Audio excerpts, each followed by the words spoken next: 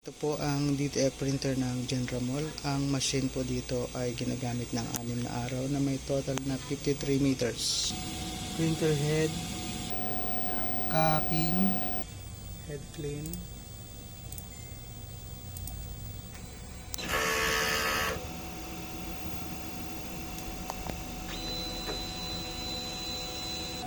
punasan ng rubber wiper pagkatapos mag head clean. Nozzle check. Ito naman yung sa white.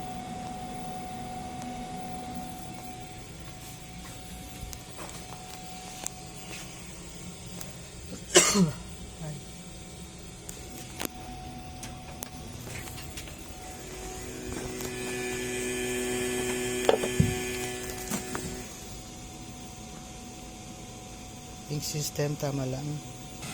ADR naman ito 20 volts. Ground wire. Mga consumable na use. Unused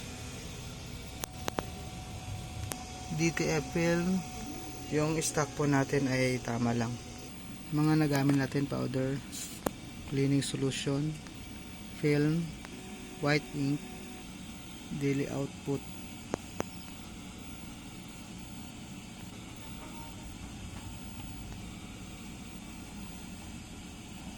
Daily checklist maintenance natin. Printer ng consumable code natin. Yan lang po, salamat.